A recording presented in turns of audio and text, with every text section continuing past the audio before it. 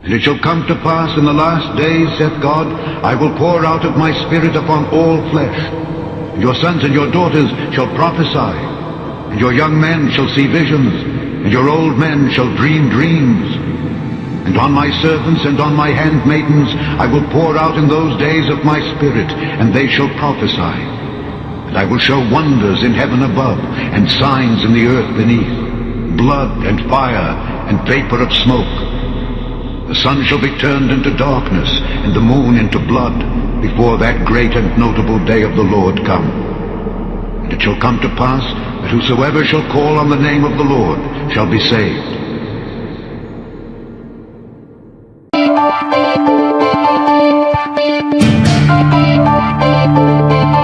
Hello and welcome to another segment of the Spirited Debate. I'm Lauren Green, Chief Religion Correspondent for Fox News Channel. Does God use the motion of the planets to communicate with us, to announce things to come? Well, many people believe that an astronomical occurrence called 4 blood moons is a message from God. A blood moon is a full lunar eclipse, and 4 of them in a row is called a tetrad. When they've occurred on the Jewish High Holy Days, it's coincided with major historical events, like the Six-Day War in 1967. 4 blood moons on the Jewish High Holy Days has happened only 3 times in the last 500 years. The next time it occurs is starting next spring on the Jewish Passover. Pastor Hagee has written a book called 4 Blood Moons, Something is About to Change, and he joins me now. This is fascinating because I get a lot of books about end times prophecies and what's the Bible trying to say, and this one really fascinated me because it charts history of astronomical occurrences, the Jewish High Holy Days of Passover and the Feast of the Tabernacles, and these occurrences. And I want to go over just a couple of the things that have happened because it's only happened in 3 times. 3 times in over 500 years. In 500 years. And this is confirmed by NASA. This is not something that a religious think tank put together. This is something that you can check on the internet. This is what NASA says has happened, and this is what they say is going to happen. This is, and we have a full screen up, and it's exactly what I did when I saw your book, because I wanted to verify that these things had happened, and sure enough it was. That's why I wanted to have you on. 4 blood moons have occurred in 1493-94, fall of Spain, the Jews expelled from them, and Columbus discovers America, what the Bible calls the infant nation. Right. 1949 to 1950, it follows Israel being declared a nation. State. And then a nation state. And then 1967, 68, the Six-Day War. Those are the last 3 times that 4 blood moons have occurred. Right. And so the next time it occurs actually is starting next spring. Starts April the 15th, 2014, next spring, and it happens on Passover. The second blood moon next year will be October the 8th on the Feast of Tabernacles. And then in 2015, it will happen again on Passover. And then it will happen the last time, September the 15th, and that will be on the Feast of Tabernacles. The irony of what it takes to get the sun, the earth, and the moon in a perfect alignment to have a blood moon, and then for those blood moons to be on this exact date is something that just is beyond coincidental. The Bible very clearly says, Joel the 2nd chapter says, the day of the Lord will be as when the sun refuses to shine. The significant thing is that between these 4 blood moons will be a total solar eclipse, and the moon will be turned to blood. That is exactly repeated in Acts the 2nd chapter. It is repeated by Jesus Christ in the book of Luke, the 21st chapter, when he said, you will see the sun, signs in the sun, the moon, and the stars. And when you see these signs, lift up your head, your redemption draweth nigh. So you're saying that this next 4 blood moons that's starting next spring, is this the end times, what we're looking for, or do you not know what is being communicated with this? Technically, prophetically, the end times began with the outpouring of Pentecost 2,000 years ago. So we have been in the end times when you believe the dispensational 7-day period of time that equates to the 7 days of generation. There are 7 ages and dispensations. We have been in the end times a long time. But when we are reaching that point in time, when world history is about to change, we are entering that zone, and it's going to change forever. It's going to change dramatically, and it's going to involve Israel, because it has involved Israel in 1492, 1948, 1967. And each time it has gone from tragedy to triumph. 1492, as you said, the Jewish people were kicked out of Spain with the Edict of Expulsion by King Ferdinand and Queen Isabella. America was discovered, and the Jewish people had a home until Israel became the state. In 1948-49, Israel was a state. The thing that preceded that was the Holocaust, a time of tears and tragedy.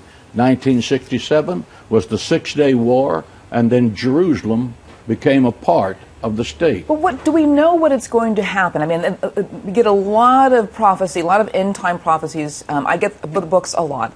But there's no telling what is actually going to happen. I mean, you could not have predicted a Six-Day War. You could not have predicted a lot of the things that happened after the Second World War with the, with the partition for Israel.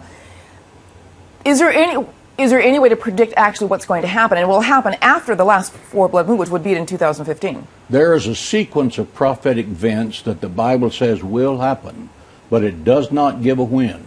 It just says, when you see these signs like this, lift up your heads and rejoice, your redemption draweth nigh, meaning that the end of this age is coming and the Messianic age is going to appear. How long is that? No one knows. Well, it's a fascinating topic, and I urge people to not only check out your book, but also check out what's on the internet, because there's a lot of stuff about four blood moons that people can check out for themselves and see what they think. I mean, there are a lot of people who will just poo-poo any kind of end-time prophecy. There are a lot of theologians that say that you can't predict what's going to happen. But the fact is that this is an astronomical occurrence that did occur, that happened at this time, and that the next one is going to start happening next spring. So it's fascinating. And one last thing, though, for the first time in history, I believe, Hanukkah is on Thanksgiving. For the first time in thousands of years, and it will not happen ever again. Is that part of what's changing in this world, too? God's trying to communicate with us something, or is this not even related? Well, I can't address that because that's not something I've researched. But I have researched this backwards and forwards. And the concept that these four blood moons happen on a high holiday 4 times in a row with a solar eclipse in the middle is beyond the null hypothesis of probability. This is something that the Bible, using the sun, the moon, and the stars as a communication system to humanity, says something is about to change and world history is going to change forever. Well, the book is called Four Blood Moons, and something is about to change. Pastor John Hagee, thank you very much for being on A Spirited Debate. Thank you for having me. I'm honored to be here. All right, and thank you very much for joining me. Joel chapter 2. Blow ye the trumpet in Zion, and sound an alarm in my holy mountain. Let all the inhabitants of the land tremble, for the day of the Lord cometh, for it is nigh at hand. A day of darkness and of gloominess, a day of clouds and of thick darkness, as the morning spread upon the mountains. A great people and a strong. There hath not been ever the like, neither shall be any more after it, even to the years of many generations. A fire devoureth before them, and behind them a flame burneth. The land is as the Garden of Eden before them, and behind them a desolate wilderness. Yea, and nothing shall escape them. The appearance of them is as the appearance of horses, and as horsemen so shall they run. Like the noise of chariots on the tops of mountains shall they leap, like the noise of a flame of fire that devoureth the stubble, as a strong people set in battle array. Before their face the people shall be much pained, all faces shall gather blackness. They shall run like mighty men, they shall climb the wall like men of war, and they shall march every one on his ways, and they shall not break their ranks.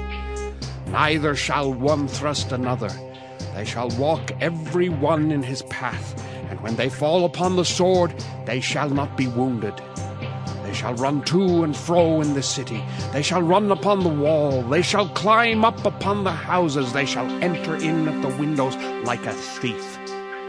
The earth shall quake before them. The heavens shall tremble. The sun and the moon shall be dark, and the stars shall withdraw their shining. And the Lord shall utter his voice before his army, for his camp is very great. For he is strong that executeth his word. For the day of the Lord is great and very terrible, and who can abide it? Therefore also now, saith the Lord, turn ye even to me with all your heart, and with fasting, and with weeping, and with mourning. And rend your heart, and not your garments, and turn unto the Lord your God. For he is gracious and merciful, slow to anger, and of great kindness, and repenteth him of the evil. Who knoweth if he will return and repent, and leave a blessing behind him, even a meat offering and a drink offering unto the Lord your God? Blow the trumpet in Zion, sanctify a fast, call a solemn assembly, gather the people, sanctify the congregation, assemble the elders, gather the children and those that suck the breasts. Let the bridegroom go forth of his chamber, and the bride out of her closet. Let the priests, the ministers of the Lord, weep between the porch and the altar, and let them say, Spare thy people, O Lord, and give not thine heritage to reproach, that the heathen should rule over them. Wherefore should they say among the people, Where is their God? Then will the Lord be jealous for his land, and pity his people. Yea, the Lord will answer and say unto his people, Behold, I will send you corn, and wine and oil, and ye shall be satisfied therewith. And I will no more make you a reproach among the heathen. But I will remove far off from you the northern army, and will drive him into a land barren and desolate, with his face toward the east sea, and his hinder part toward the utmost sea.